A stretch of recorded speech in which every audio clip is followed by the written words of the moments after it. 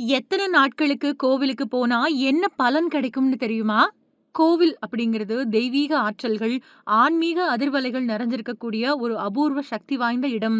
அங்க தினமும் போய் வழிபடுறதால நமக்கு பலவிதமான நன்மைகள் கிடைக்கிறதா ஆன்மீகத்துல சொல்லப்படுது.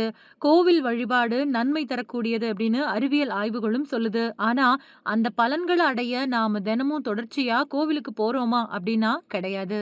கோவிலுக்கு தொடர்ச்சியா எத்தன நாட்கள் போனா என்ன பலன்கள் கிடைக்கும் அப்படிங்கிறத இப்போ நாம தெரிஞ்சுக்கலாம். கோவிலுக்கு போய் வழிபடுறதால மன அமைதி, நேர்மறை ஆற்றல் இந்த மாதிரியான விஷயங்கள் அதிகரிக்கும் அப்படின்னு சொல்லப்படுது. சுத்தமா குளிச்சுட்டு, தூய்மையான ஆடைகள அணிஞ்சுக்கிட்டு, மனசுல இறை பக்தியோட கோவிலுக்கு போறப்போ, நம்மோட மனசுலயும், உடல்லயும் மாற்றங்கள் ஏற்படும். மனம் தெளிவடையும். இதனால தினமும் கோயிலுக்கு போயி இறை வழிபாட்ட செய்யணும் அப்படின்னு இந்து மத சாஸ்திரம் சொல்லுது. ஆனா, இன்னைக்கு இருக்கக்கூடிய அவசர உலகத்துல, யந்திரமயமான நவீன காலத்துல எல்லாராலயும் தினமும் கோயிலுக்கு போய் வழிபடுறது முடியாது. கல்யாண நாள், பிறந்த நாள், ஏதாவது விசேஷங்கள், முக்கிய நிகழ்வுகள் இந்த மாதிரியான விஷயங்கள் அப்ப மட்டும் தான் பெரும்பாலானவங்க கோயிலுக்கு போறாங்க. வாரத்துல செவ்வாய், வெள்ளி, பிரதோஷம், ஏகாதசி, சஷ்டி, கிருத்திகை அப்படின்னு குறிப்பிட்ட விரத நாட்கள்ல மட்டுமே கோவிலுக்கு போய் வழிபடுறவங்களும் இருக்காங்க. ஆனா ஒரு சிலர் மட்டுமே தினமும் கோயிலுக்கு போய் இறைவனை தரிசனம் செய்யறத வழக்கமா வச்சிருக்காங்க. தினமும் எதுக்காக கோயிலுக்கு போகணும்? அப்படி போறதால என்ன கிடைக்கும்? அப்படின்னு சில பேரோட மனசுல கேள்விகள் எழுறதுண்டு. எத்தன நாட்கள் தொடர்ந்து கோயிலுக்கு போய் வழிபட்டா என்ன பலன் கிடைக்கும்? அப்படிங்கிறத பத்தி ஆன்மீக ரீதியா சொல்லப்பட்டிருக்கு. இதுவரைக்கும் இத பத்தி உங்களுக்கு தெரியாது அப்படின்னா தெரிஞ்சுக்கோங்க.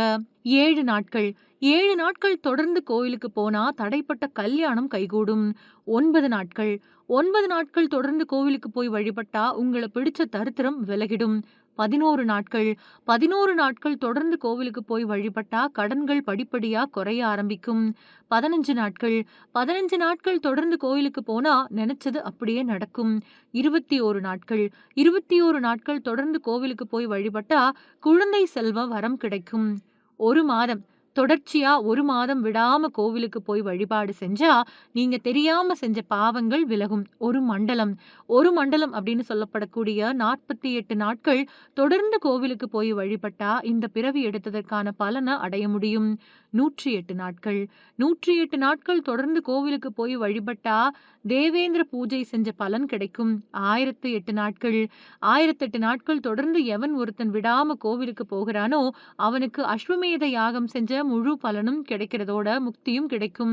100 நாட்கள், 1000 நாட்கள் எல்லாமே இடைவிடாம தொடர்ச்சியா தினமும் கோயிலுக்கு போய் வழிபடுறது சாத்தியமா? அப்படின்னு சில பேர் கேட்கலாம்.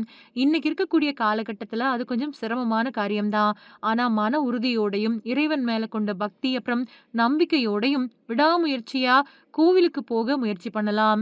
தொடர்ந்து எத்தனை நாட்கள் கோவிலுக்கு போக முடியுமோ அத்தனை நாட்கள் போய் இறைவனை வழிபடலாம். தினமும் ஒரே கோயிலுக்கு தான் போகணும் அப்படிங்கிற கட்டாயம் கிடையாது. எந்த கோயிலுக்கு போக முடியுதோ அந்த கோயிலுக்கு போகலாம். நான் தினமும் கோயிலுக்கு போறேன். ஆனா எந்த நல்லதும் நடக்கல. கஷ்டம் மட்டும் இருந்துகிட்டே இருக்குது அப்படின்னு சொல்றவங்க முதல்ல ஒண்ண தெளிவா உணர்ந்துக்கணும்.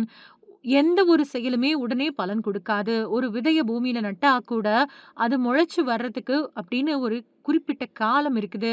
அதே மாதிரி நாம செய்யக்கூடிய இறை வழிபாட்டுக்கு உரிய பலன் கிடைக்கணும் அப்படின்னா, அதுக்கு முன்னாடி ஏற்கனவே நாம பல பிறவிகளா சேர்த்து வச்சிருக்கக்கூடிய கர்ம வினைகள் கரையணும்.